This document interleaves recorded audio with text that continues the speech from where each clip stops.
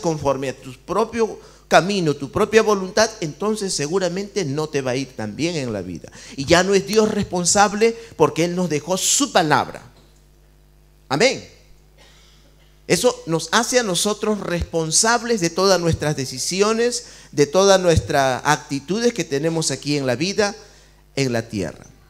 Y para esto yo quiero entrar un poquito en la historia bíblica acerca del judaísmo, de cómo Dios trata a su pueblo y cómo ellos reaccionan a ese trato.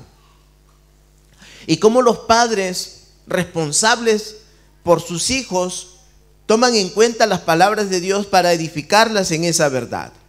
Por ejemplo, en el judaísmo, la historia bíblica cuenta de que ellos no tienen 10 mandamientos, ellos tienen 13 mandamientos. O sea, la religión judía es sumamente religiosa. Es una vida muy religiosa, altamente fuerte en el asunto de la religión.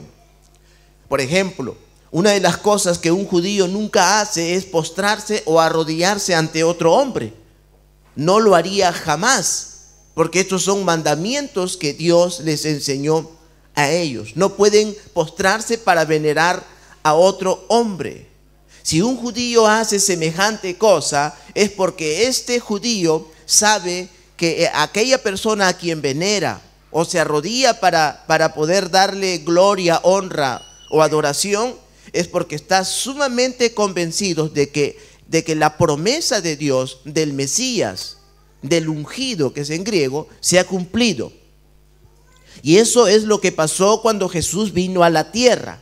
Encontró un pueblo hebreo, judíos, y la mayor parte de ellos no hacían reverencia a Jesús, no le creían, no le honraban, le criticaban y le decían: tú siendo hombre te haces Dios. En una ocasión Jesús estaba en el Sanedrín enseñándoles ahí delante de los maestros de la ley. Y les dijo, abriendo, dice la Biblia, las escrituras en Isaías, dijo: esta escritura se ha cumplido hoy mismo delante de sus ojos. Y ellos dijeron: ¿la escritura se cumplió? Pero si solamente lo puede cumplir el Mesías. Y lo agarraron, lo cargaron y quisieron arrojarlo al despeñadero. No lo reconocían como el ungido, no lo reconocían como el Mesías de Dios. Pero nos damos cuenta que en un relato bíblico, nosotros vemos en Lucas capítulo 18, hubo un joven que reconoció a Jesús como Señor, que reconoció a Jesús como Dios, porque se postró, porque le adoró, porque le reconoció como un Dios, como el Mesías, como el ungido. Veamos por favor Lucas capítulo 18. Versículos del 18 en adelante.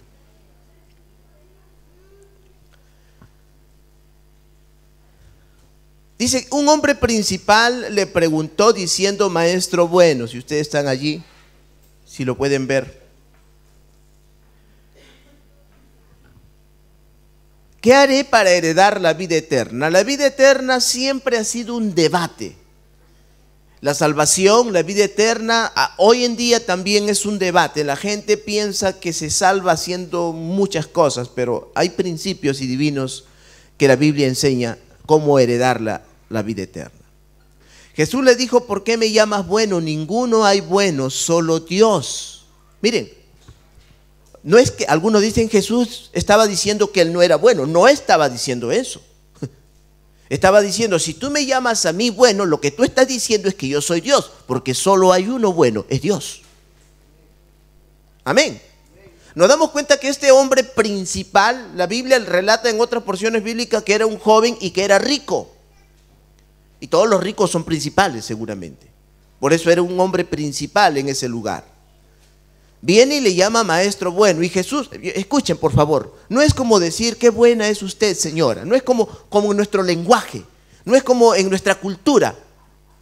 Ustedes pueden decir: mi padre es muy bueno, y cualquiera le entiende. Usted tiene un padre bueno, pues. Pero en la cultura hebrea, en ese momento cuando se lo decían a Jesús, ellos entendían por bueno solo a Dios. Y sería una herejía que alguien diga, tú eres un hombre bueno, a alguien común y corriente. Entonces Jesús le responde, ¿por qué me llamas bueno? Porque bueno solo hay uno, es Dios. No sé si ustedes entienden esto. O sea, lo que tú estás tratando de decir, le dice Jesús, es que yo soy Dios. Y eso es lo que realmente este hombre hacía, reconocía a Jesús como Dios. Y le dice, maestro bueno, ¿verdad? Y Jesús le responde, ninguno es bueno sino solo Dios. Y continúa la conversación y le dice los mandamientos, ¿sabes? No adulterarás, no matarás, no hurtarás, no dirás falso testimonio, honra a tu padre y a tu madre. Mandamientos que en la Biblia están escritos como una ley para el pueblo judío. Y él le dijo, todo esto lo he guardado desde mi juventud, diga, juventud. En otras porciones bíblicas dice él, desde mi niñez. ¿Cuál era el contexto judío para poder entenderlo? No es que usted agarra y bueno, trata de que sus hijos traten de cumplir. Hoy en día no es tan sencillo eso. Nuestros hijos casi son desobedientes, ellos quieren hacer como quieren, casi no quieren ni venir a la iglesia muchas veces, ¿verdad? No prefieren leer la Biblia, no quieren a veces ni orar. Pero nos damos cuenta que en el contexto judío, los hijos desde su niñez, desde muy niños, desde su nacimiento, podríamos decir, comienzan una vida muy religiosa y apegada a los mandamientos de Dios. Entonces este hombre le dice, verso 21, todo esto lo he guardado desde mi juventud. Jesús, oyéndolo esto, le dijo, aún te falta una cosa. Vende todo lo que tienes y dalo a los pobres y tendrás tesoro en el cielo, y ven y sígueme. Algunos en esta porción bíblica aducen también de que es malo tener tesoro en la tierra, porque dice Jesús, tendrás tesoro en el cielo. Jesús no le está diciendo que era malo tener tesoro en la tierra. Lo que él estaba diciendo, ya tienes tesoro en la tierra, pero ahora te falta tesorar en el cielo. ¿Me están oyendo? Porque esto es como decir, no solo de pan vivirá el hombre, sino de toda palabra que sale de la boca de Dios. Pero tampoco podemos vivir solo de toda palabra que sale de la boca de Dios. Porque pruebe a no comer una semana. Seguramente le entrará esa ropa que antes la usaba y que ahora ya no le entra. Y usted estará lista para el estate y lista para el ataúd también. Porque morirá. Jesús no estaba diciendo no debes comer pan, él dijo no solo de pan, porque necesitamos alimentarnos. Y Jesús no le estaba diciendo que era malo tener riquezas, él le estaba diciendo que ya había acumulado lo suficiente, pero no había acumulado mucho en el cielo. Diga, riqueza en la tierra. Ahora diga, riqueza en el cielo. Los hombres tenemos la tendencia de irnos como un péndulo, o bien para la derecha o bien para la izquierda. No nos centramos en las cosas divinas que Dios quiere que nos centremos. O nos dedicamos a una cosa o nos dedicamos a otra cosa. Pero Dios dice, tenemos que ser equilibrados porque para esto Dios nos ha creado. Es un error también. Él era rico. Es un error ser pobre, pobre, pobre. Tampoco. Eso es un error. Porque no está en los planes de Dios. ¿Y saben cómo llega la pobreza, hermanos? ¿Sabe qué dice la Biblia con relación a la pobreza? El mucho dormir, el mucho reposo. Ay, dice el flojo, ay, más tarde, mañana. Y de repente dice que la pobreza viene como hombre fuerte. Así dice la Biblia, viene como hombre fuerte y te tomará y te agarrará. Y la pobreza es de flojera. Y la pobreza no es una bendición. La pobreza es la falta del cumplimiento del propósito de Dios. Porque en los planes del Señor, como lo vamos a ver en la Biblia, está dentro de su propósito, sus planes, sus promesas y su herencia para todo judío, hablando de los judíos, que al final la Biblia dice que nosotros somos, según los que vienen los días sábados y escuchan las enseñanzas, somos judíos espiritualmente hablando. ¿Amén? Somos hebreos espiritualmente hablando. Porque en la carne, no, ¿verdad? Somos latinos, de Ecuador, del Perú, de Venezuela, de Argentina, de El Salvador. Pero somos parte de la familia de Dios, espiritualmente hablando, somos judíos, somos la nueva Jerusalén. Amén. Por favor entiendan, esto es el contexto en que nosotros tenemos que ver cómo funciona y cómo funcionaban ellos.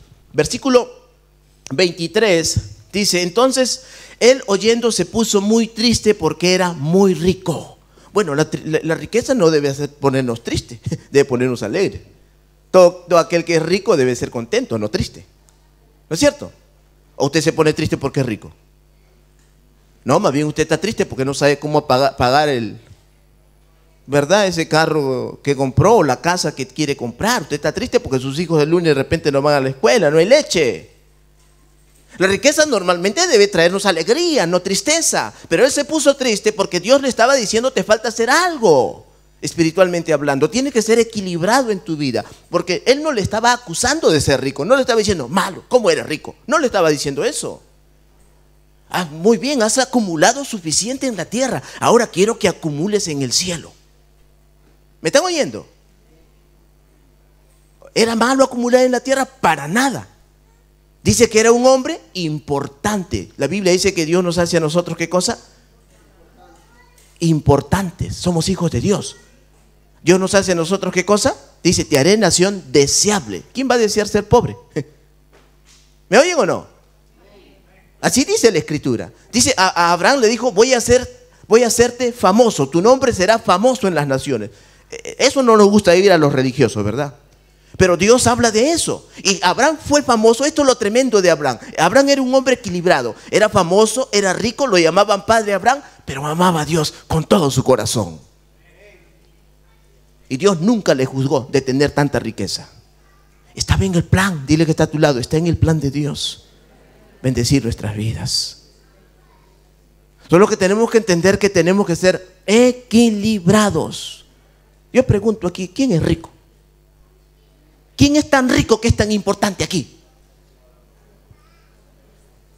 Ninguno. Hay algo que no estamos haciendo bien. Porque si en el plan de Dios es riqueza y honra y herencia, hay algo que nosotros no estamos haciendo bien.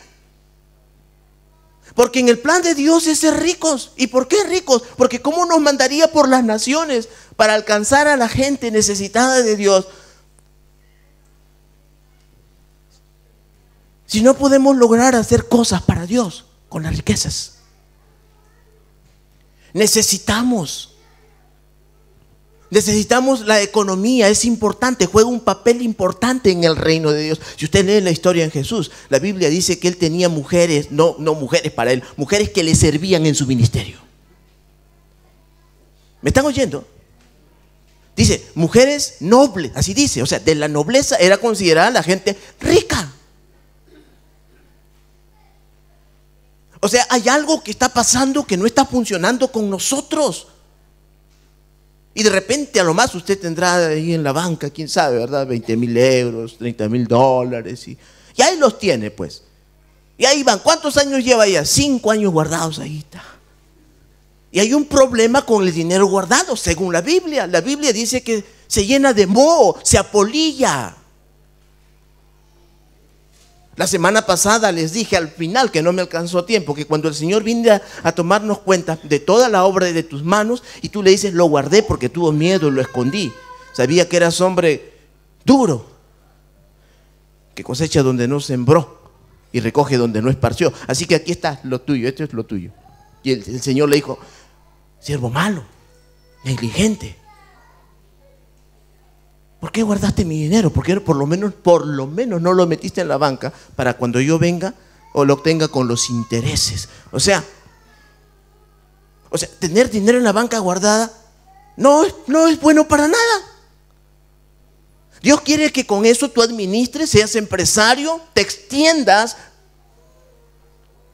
Tus hijos pueden alcanzar también esos niveles de vida. Ese es el plan de Dios para nosotros. La riqueza es una forma de pensamiento y hay que administrarla. Si no sabemos administrar, vamos a vivir todo el tiempo así, sin alcanzar las promesas de Dios para nuestra vida, quejándonos cuando todo está en nosotros y está en su palabra también. Amén, ¿están entendiendo? ¿Cuántos quieren que hablemos de riquezas? Dile que está a tu lado, riquezas. Alguno dirá, pastor, no es espiritual hablar de riquezas. Entonces hablemos de pobreza. ¿Qué tal? ¿Es espiritual? Y mi marido me dejó y porque no le botaron del trabajo y mis hijos están en la droga. ¿Hablemos de eso? Hablemos de la riqueza que Dios tiene para nosotros. Hablemos de los planes que Dios tiene para nosotros. Hablemos que Él quiere bendecirnos. Él quiere bien y no mal para nosotros. Eso es espiritualidad. Pero tiene que haber equilibrio en nuestras vidas. Y la Biblia nos enseña a ser equilibrados en este sentido. Bueno, dice, versículo 23 dice, entonces él oyendo esto se puso muy triste porque era muy rico. La tristeza no lo puso rico, perdón, la riqueza no lo puso pobre. Estoy hablando al revés, ¿verdad? Pero usted me entiende. La riqueza no lo puso pobre, le puso pobre el pensar de que no solo se tenía que dedicar a la riqueza física, sino que tenía que dedicarse también a la riqueza espiritual. Porque le dijo, te falta que me sigas, tú ven y sígueme. ¿Cuántos son seguidores de Cristo aquí? Porque no va a pasar, yo les profetizo algo, no va a pasar mucho tiempo, porque esto está en mi corazón y sé que esto va a pasar. No va a pasar mucho tiempo en que la mayoría, yo digo esto, la mayoría de ustedes se van a convertir en empresarios. Es una profecía por la palabra de Dios y Dios cumple sus promesas. No me lo estoy inventando, está escrito. No me lo estoy inventando, el pastor nos quiere hacer sentir bien. No es como usted se siente, es como Dios. Es como Dios prometió, es como Dios quiere que su vida se desarrolle. Amén. Porque para sentirse bien, haga como sacan en el Facebook, ¿verdad? Hoy me siento mal, dicen ellos. Y cuando me siento mal, lo que agarro es me muevo y me siento bien después. Y no es eso. No estamos hablando de un sentido nada más, estamos hablando de una promesa que ahora es herencia para nosotros y que si no está pasando en nuestra vida, hay algo que nosotros no estamos haciendo bien. Eso es todo. Porque Dios es perfecto. Él tiene buenos planes para con nosotros. Dice, versículo 25, 24, al ver Jesús que se había entristecido mucho, dijo, cuán difícilmente entrarán en el reino de Dios los que tienen riquezas. ¿Cómo dijo Jesús? Cuán difícilmente entrarán en el reino de Dios los que tienen riquezas. No está diciendo que la riqueza les impide entrar al reino, sino que es difícil. ¿Por qué? Porque ellos han puesto su corazón en las riquezas. Jesús habló de dos señores, diga, dos señores. Algunos consideran sus riquezas como un señor. O sea, hay que tener temor de poder administrar las cosas. Hay que tener temor de Dios. Porque si no tenemos temor de Dios, eso nos va a confundir. Como ustedes no son ricos, físicamente hablando, porque dice es difícil para los ricos. Ustedes facilito entonces. Pero lo van a hacer. Y cuando lo sean, porque Dios se ha previsto ahí, y cuando lo sean, no te olvides que todo lo que tú has hecho, dice la Biblia, no es tu mano poderosa, tu fuerza poderosa. Es Dios que te ha ungido a tus manos para que tú hagas las riquezas. Es lo que dice la Biblia. Y Él va a hacer eso con nosotros. Yo digo, esto es una forma de pensamiento. Porque ¿saben por qué no salimos de esta apatía, de pobreza, de mediocridad? Porque no logramos entender que Dios quiere que nosotros seamos prósperos. Pero es una forma de pensamiento. Dile que está a tu lado, Dios quiere que tú seas próspero. Dios quiere riquezas para tu vida. Díselo, vamos. Se miran ahí con pena. Dígale así como que ve a alguien, un empresario a su lado. Dígale así con fuerza.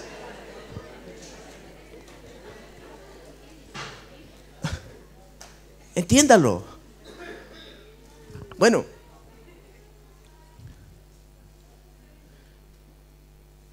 Entonces dice el versículo 26, entonces los que leyeron esto dijeron, ¿quién pues podrá ser salvo?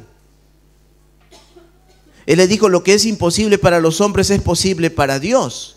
O sea, no hay nada imposible para Dios. Entonces Pedro, miren, Pedro se puso a pensar. Pedro era un poco filósofo. No es que él se quedaba callado la boca.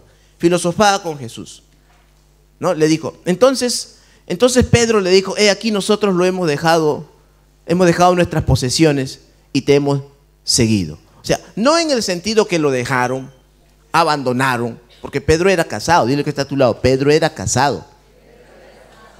Usted se imagina a Jesús decirle, tú me sirves al ministerio, nos vamos, y mi esposa, ¿qué importa? Tanto mejor para ti, ¿no? No dijo eso. ¿Usted se imagina? Nosotros vemos a Pedro inclusive tratando ahí con su suegra. O sea, él era responsable en casa. Sería un mal testimonio que alguien diga, por servir al Señor, no cocina la comida en la casa. No, vaya a cocinar para su marido. No limpia. No, pues está haciendo un mal testimonio. No me diga que forma parte de la iglesia del Mir. Desordenada. Eso es un mal testimonio. Jesús no hizo eso. Lo dejó de manera literal. Dejó de poner su mirada en el asunto empresario, porque había trabajado por mucho. Pedro era empresario. Él tenía una barca.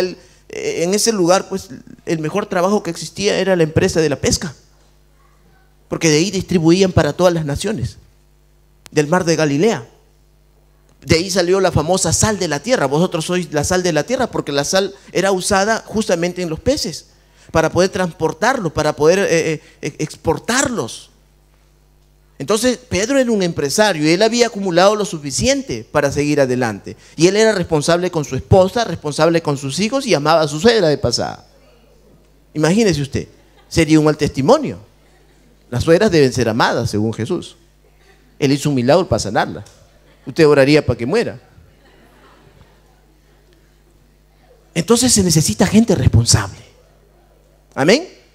Muy bien, dice verso 29, y les dijo, mire la respuesta de Jesús: de cierto os digo que no hay nadie que haya dejado casa, diga casa, padres, ya saben, hermano, no es abandono, ya saben, ojo, no está, lo dice en manera literal, porque entonces ¿dónde está honra a papá y mamá? Entiéndalo. Dice, no hay nadie que haya dejado en el sentido de poner en primer lugar a Dios, es lo que está diciendo. No hay nadie que haya dejado. Jesús le responde a Pedro, porque Pedro quería filosofar con Jesús. No hay nadie que haya dejado casa o padres o hermanos o mujer o hijos por el reino de Dios que no haya de recibir mucho más en este tiempo. Diga, mucho más. O sea, si tú eres rico, ¿sabes cuál era la oportunidad de ese joven rico, de ese hombre rico, de ese hombre importante? Iba a ser más rico. ¿Tiene lógica esto o no? O Dios lo quería, o Jesús lo quería pobre. Sería un mal testimonio. Mira, antes de conocer a Dios era rico, hermano, y ahora que conozco al Señor soy pobre. No tiene sentido. Si él dejaba su riqueza, en la Biblia Jesús le respondió a Pedro, le dijo: cualquiera que haya hecho eso recibirá más en esta tierra. Y le dice también: y en el siglo venidero la vida eterna. ¿Están entendiendo eso, hermanos? Hay algo que no está funcionando bien con nosotros y todavía estamos pateando lata. Y estamos esperando por horitas, una horita ahí, pastor. A veces me llaman, una horita y una horita. No hay una viejita para cuidar. Y está bien, no está mal eso. Cuide su viejita. Empezando con la de la casa.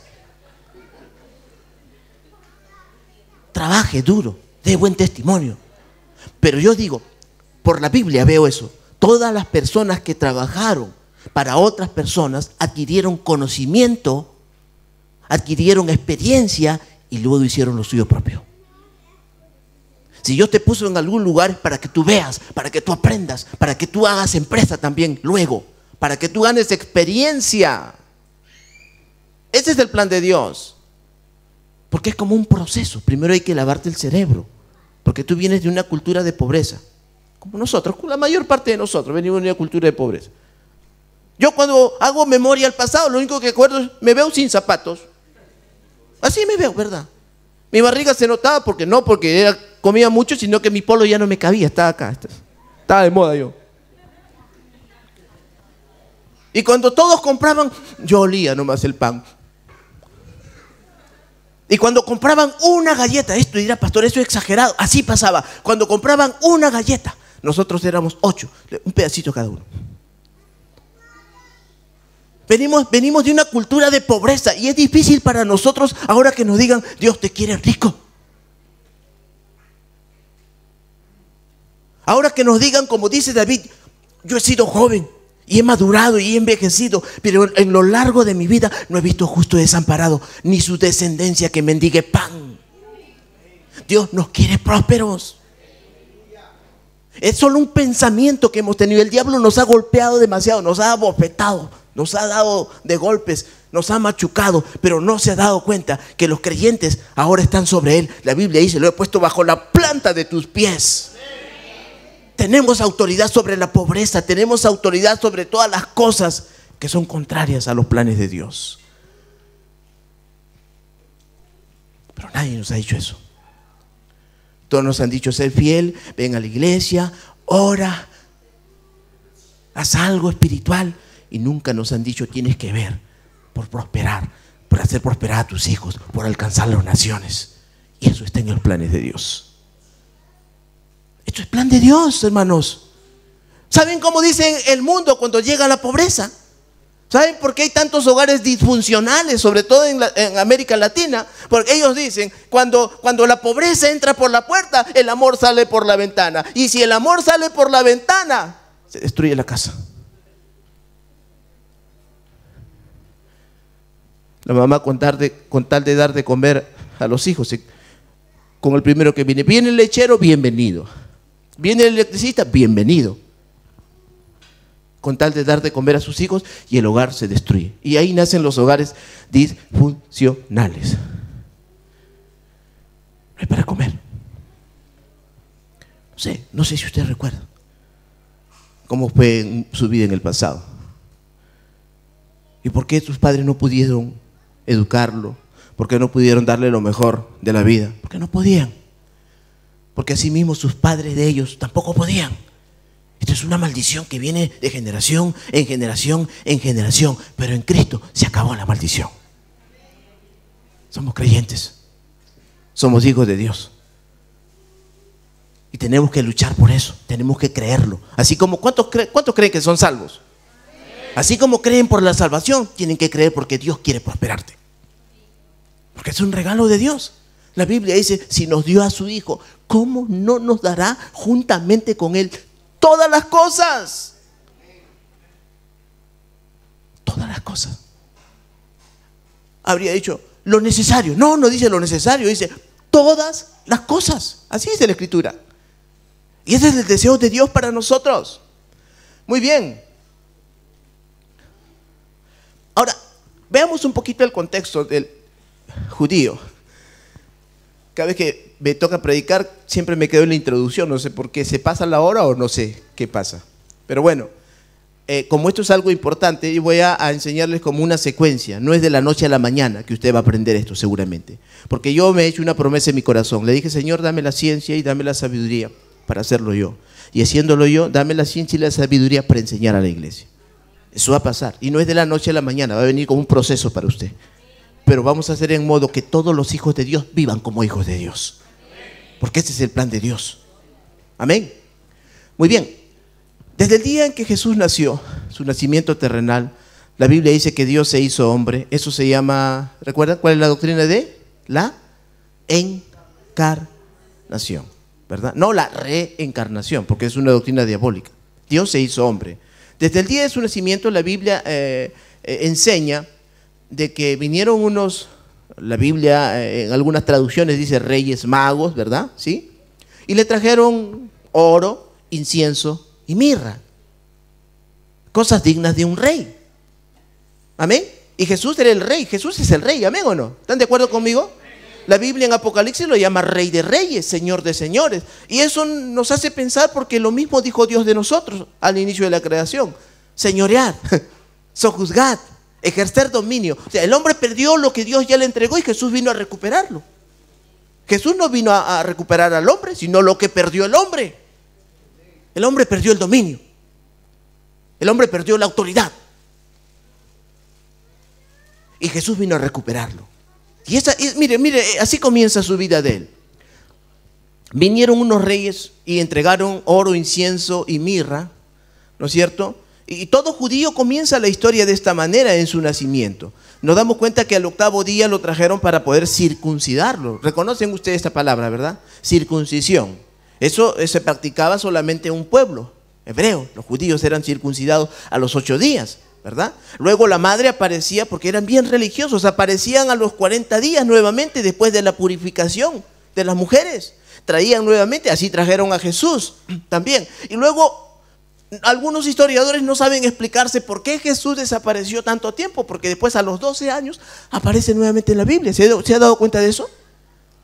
Y usted puede ver Ulises y los comentarios en la televisión e internet y dicen, ¿qué fue del tiempo de Jesús durante 12 años?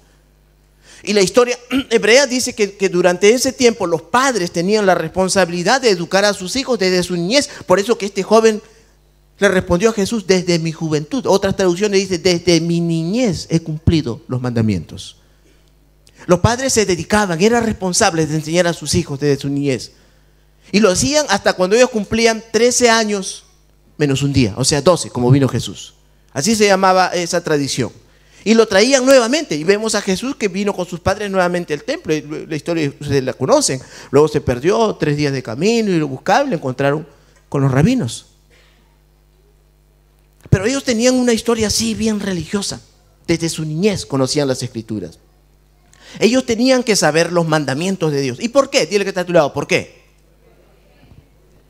¿Por qué Dios estaba tan empeñado? Porque ese era el plan de Dios, de que los padres judíos enseñen a sus hijos desde niños. 8 días. ¿Qué sabe el niño que a los 8 días lo van a circuncidar? ¿Qué sabe el niño que a los 40 días tienen que traerlo nuevamente para cumplir ciertos ritos que Dios había ordenado? Pero a los 12 años el niño sí sabía que tenía que volver al templo porque era un pacto que Dios había hecho con ellos. A los 13 años menos un día. Y lo acercaban a Dios para hacer lo que los padres y la religión judía le llaman el bar mitzvah. Era la oración por sus hijos, bendiciéndoles, diciéndoles que eran benditos, que el buen tesoro del cielo estaba abierto sobre sus vidas, que el rostro del Señor resplandezca siempre sobre ellos. Y eso es una práctica que los padres hacen cada día, cada viernes de la semana con sus hijos varones. Porque era la práctica que Dios quería que los padres usen con sus hijos y entiendan que Dios quería prosperarlos. Eso es el plan del Señor. Él nos quiere prósperos. Y el plan era que ellos entiendan de que como Dios los quería prósperos, una vez prósperos, no se alejen de Dios. Porque tuvo un gran problema Moisés, ustedes se acuerdan.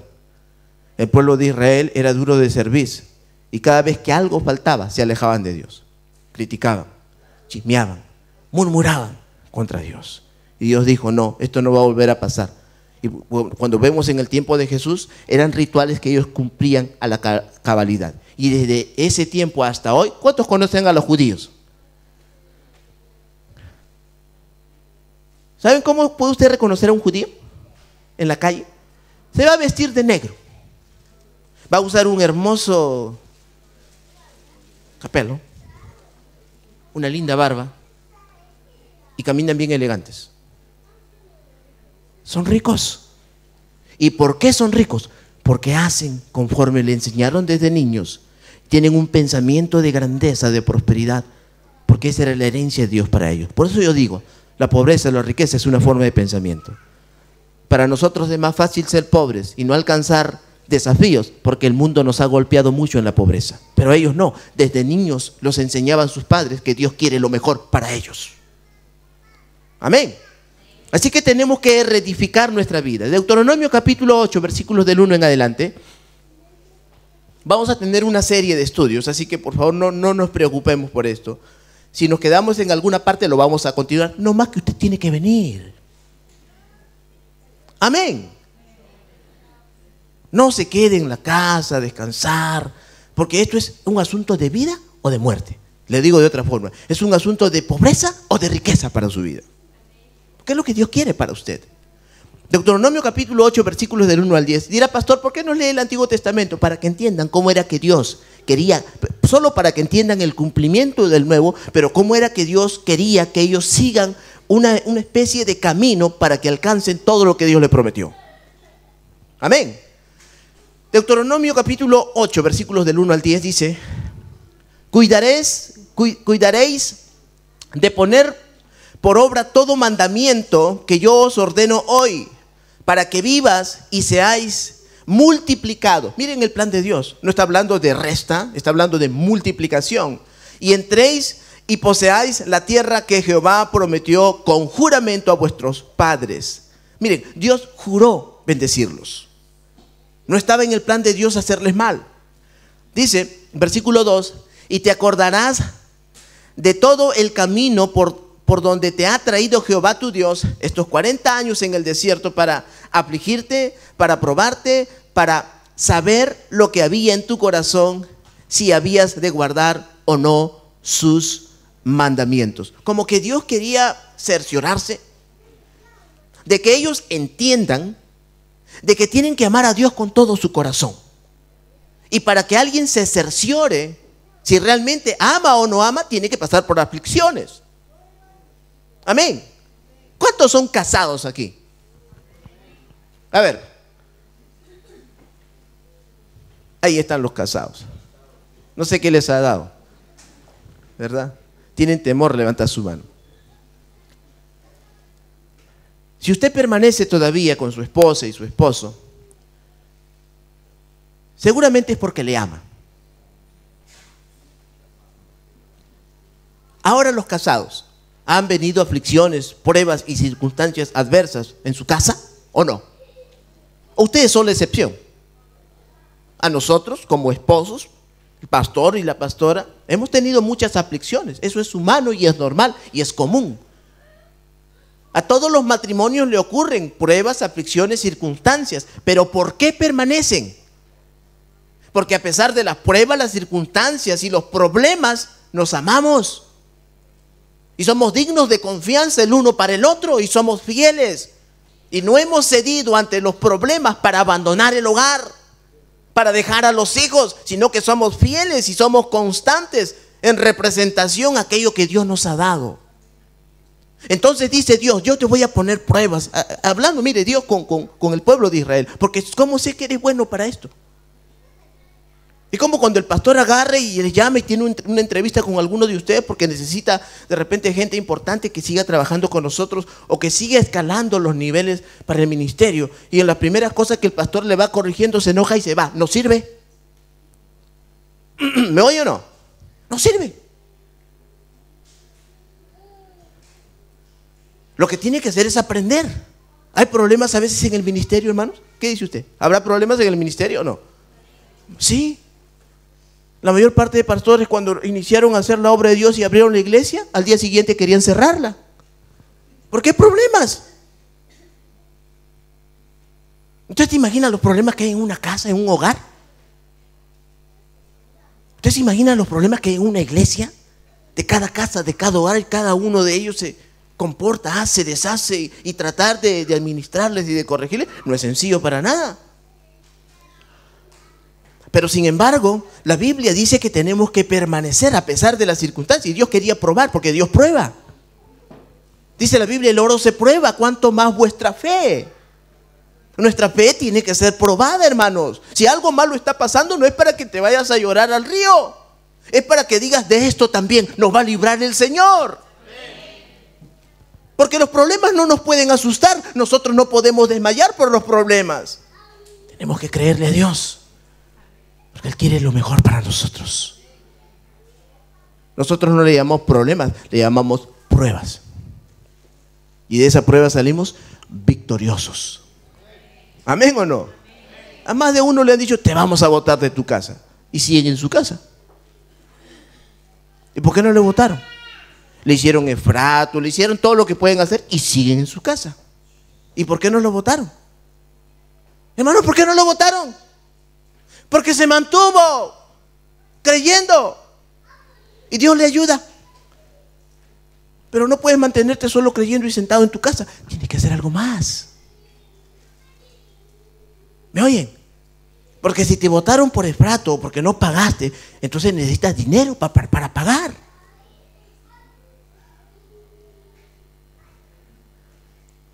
Nuestra vida no solamente puede ser edificada en milagros. Yo les voy a decir algo que tal vez esto les va a afectar a muchos. Nuestra vida no puede ser edificada en milagros.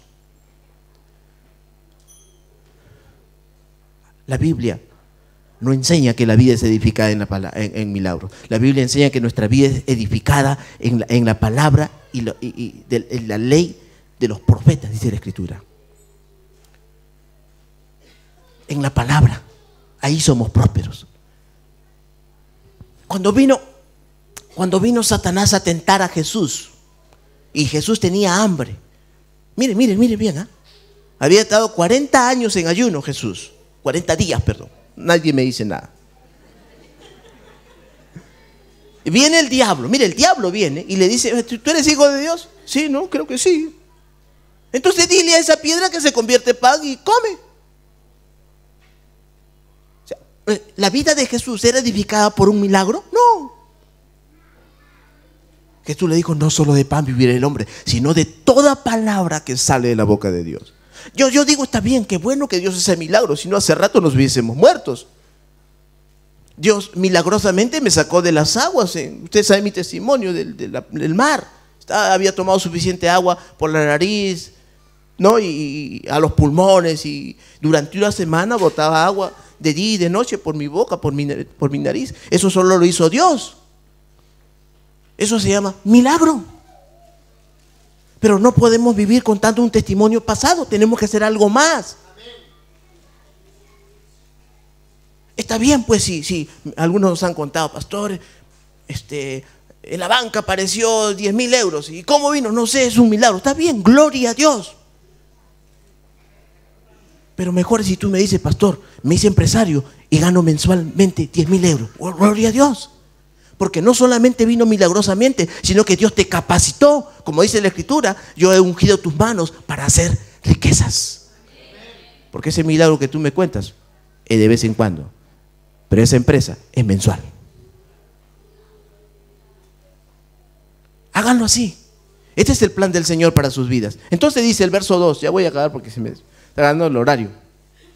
Verso 2: y te acordarás de todo el camino por donde te ha traído Jehová tu Dios estos 40 años en el desierto, para afligirte, para probarte, para saber lo que había en tu corazón, si habías de guardar o no mis mandamientos. Y te afligió y te hizo tener hambre y te sustentó con maná. Miren, a veces el tener hambre no significa que estamos haciendo mal.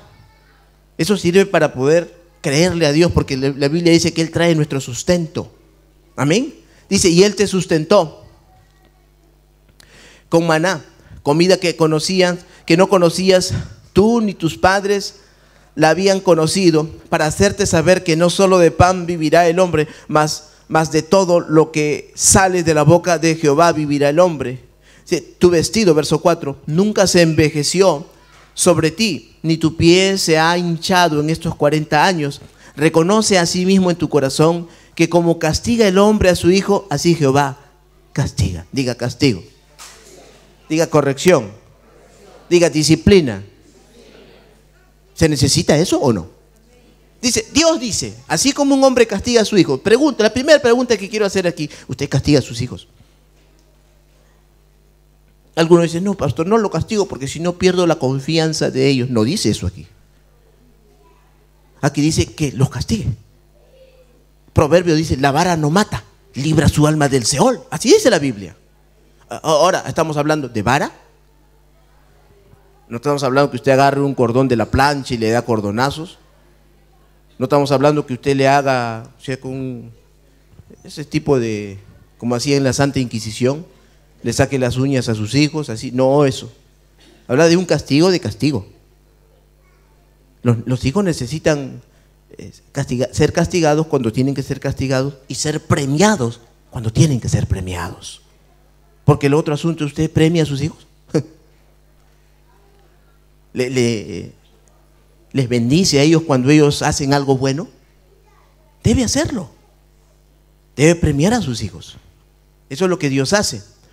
Dice, verso 6: guardarás pues los mandamientos de Jehová tu Dios, andando en sus caminos y temiéndole, porque Jehová tu Dios te introduce a la buena tierra, tierras de arroyos, de aguas, fuentes y manantiales que brotan en vegas, montes. 8. Dice, tierra de trigo, de cebada, de vides, higueras y granados, tierra de olivos, de aceite y de miel, tierra en la cual comerás el pan, no comerás el pan con escasez, ni te faltará nada en ella. Miren, en el plan de Dios no hay escasez, si ustedes se dan cuenta. O sea, los planes de Dios para nosotros son bendición. Dice, tierra cuyas piedras son hierro y cuyos montes sacarás cobre. Está hablando de metales preciosos. Y comerás y te saciarás. ¿Cómo dice? Comerás y te saciarás. Bueno, eso es lo que Dios promete. Y beberás y bendecirás a Jehová tu Dios por la buena tierra que te habrá dado. Nos damos cuenta que desde comienzos de la historia del pueblo de Israel, Dios enseñó a su pueblo a que Él les quería bendecir, les quería dar riqueza, quería que no tengan escasez. Ese es el plan de Dios para nuestras vidas. Siempre, siempre, siempre. Para terminar esta parte, quiero decirles que enseñar acerca de riqueza y de pobreza en la iglesia es saludable. Y es espiritual, porque está en la palabra. Es saludable hablar de estos asuntos de una manera sana. Enseñarles que las riquezas hacen mucho bien cuando son bien administradas y hacen mucho mal cuando no son bien administradas. Tenemos que aprender esto. Enseñarles que las riquezas no se producen por sí solas también. Las riquezas son producidas por personas, por manos administradoras. Porque a muchos les gusta la riqueza. Les gusta porque tienen necesidades tanto en la obra de Dios, en la casa, ¿no es cierto? Y en todas sus necesidades. Sin embargo, no vienen así nada más. La Biblia dice en Josué, Dios le dijo, todo lo que hagas prosperará. O sea, nosotros tenemos que hacer, tenemos que emprender. Todo lo que emprendas tendrá éxito, le dijo a Josué. Así que es saludable poder enseñar en la iglesia del Señor al creyente, como siervos de Dios, como hijos de Dios, que las riquezas no deben ser tampoco señores o enseñorearse de nuestras vidas, sino que deben ser servidores de nuestras vidas. Amén. Esto es importante porque en la Biblia nosotros encontramos algunos ejemplos. Por ejemplo, nosotros nos damos cuenta en Santiago capítulo 5, vayamos allí por favor. Primero Mateo capítulo 6, por favor, perdonen. Mateo 6, versos 24 y 25. Y por aquí vamos ya terminando. Dice, ninguno puede servir a dos señores, dice la Escritura, ¿verdad? Porque o aborrecerá al uno y amará al otro, o estimará al uno y menospreciará al otro. No podréis servir a Dios y a las riquezas. ¿A quién pone aquí? Nos damos cuenta, Jesús está hablando, no es Pablo, no es Pedro. ¿A quién le pone como un rival tan grande como Dios? ¿A quién pone Jesús? ¿Lo pone al diablo? No, ¿a quién le pone? A las riquezas. No dice, no servirás al diablo, dice, no servirás a las riquezas como Señor. No puedes servir a dos señores. O sea, qué importante es entender el concepto de riqueza y concepto de Dios. Hay que hacer la diferencia. Tenemos al Dios de las riquezas, tenemos al Señor de las riquezas, a tal punto que no debemos confundirnos. ¿Por qué tuvo problemas este joven que era rico? Porque para él su riqueza se convirtió en su Señor. Porque dice que se puso triste y se fue porque Jesús le dijo, sígueme, y no le siguió. Tú tienes que saber quién es tu Señor. Y si eres rico, la riqueza no va a ser tu Señor, va a ser tu siervo. Te va a servir. Amén. Así que esto es muy importante y que nosotros lo entendamos. Administración, dígale que está a su lado, administración. Dígale, emprender, hacer. ¿Le gustaría aprender estas cosas? ¿Sí? ¿Cómo hacer empresa? ¿Le gustaría aprender cuánto pagar a sus obreros? ¿Sí? Porque tienen que haber obreros, pues. Amén. ¿Y cómo se aprende? Por la palabra. La Biblia dice que tenemos que ser generosos. ¿Aquí entienden la palabra generosidad? ¿Saben que yo conozco empresas? Conozco porque me hablan de esas empresas que tienen trabajando a sus obreros hasta 6 meses y no le pagan su sueldo. Yo pregunto, solo pregunto, escuchen lo que va a pasar con esa empresa. Yo pregunto, ¿qué va a pasar de aquí a un año, a 2 años? ¿Seguirán vivas las empresas? No. Según Dios, ¿qué pasa con el dinero amontonado? El que amontona se convierte en moho, se apolilla. Así dice la Escritura. O sea, hay que saber administrar. Amén. Póngase de pie, por favor.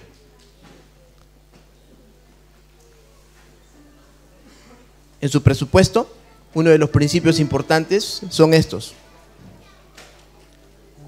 En su presupuesto, desde ahorita, usted tiene que entender que tiene que tener incluido a sus padres. ¿Cuántos tienen sus padres vivos?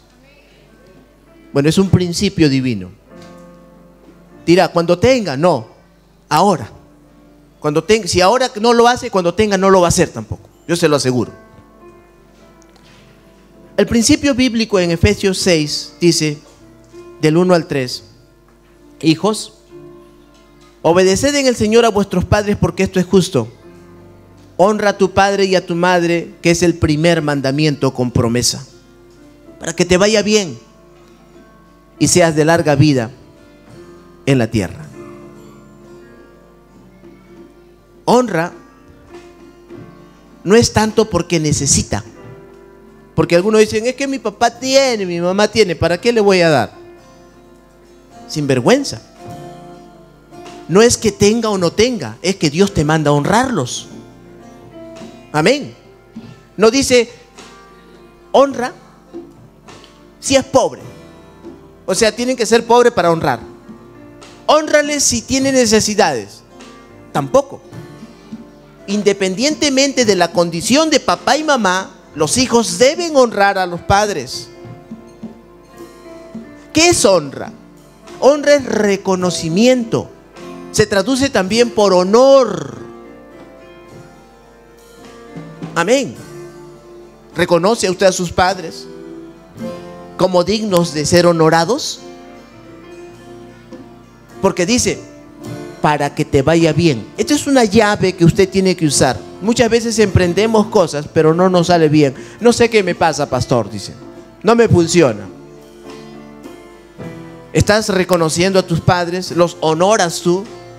Es que ellos tienen, no importa si tienen, es que te conviene, te va a ir bien. Es un principio divino. Amén. Muy bien. En conclusión, por esta parte, es un problema poder tener ignorancia acerca del uso de las riquezas. Porque como sabemos, toda cosa creada por Dios tiene un propósito y las riquezas también tienen un propósito en la vida. Y es una forma de pensamiento que si lo ignoramos, pueden hacer que en nuestra vida podamos sufrir mucho. Pero Dios nos quiere prósperos. Amén. Vamos a agradecer al Señor. Levantemos nuestras manos. Padre, te damos gracias, Señor, porque en esta mañana hemos entendido que parte del pacto que tú hiciste con nosotros, incluiste nuestra bendición. Parte de nuestra herencia son las riquezas, Señor. Si bien es cierto, dijiste que no solo de pan vivirá el hombre, sino de toda palabra que sale de la boca de Dios. Lo que tú dijiste realmente es que las dos cosas son importantes. Es que tengamos lo suficiente para comer, para extendernos, para emprender, y busquemos también lo suficientemente a Dios para que nuestro corazón quede satisfecho delante de Él. Te amamos, Señor, y sabemos que viene un tiempo nuevo para nosotros, que tu palabra profética, que la herencia que tenemos va a comenzar a hacerse realidad en el momento que comenzamos a entender y comenzamos a hacer lo que tú nos mandas a hacer, Señor. Y te damos gracias, Señor. te damos gracias, porque sabemos que son tiempos de revelación para nuestras vidas. No es casualidad que tú llames a tu pueblo, Señor, como reino. La Biblia dice que el reino de los cielos se ha acercado y que nosotros formamos parte de ese reino de los cielos. Y no es un reino escaso, sino es un reino productivo. Milagroso, un reino que da fuerzas al cansado, un reino que levanta del hoyo al caído, un reino que le da sabiduría y ciencia a sus hijos para alcanzar la herencia que Él nos ha dado. Gracias, Señor. Te damos gracias en esta mañana, Dios mío. Y te adoramos, Dios mío, porque eres digno de toda adoración, Señor.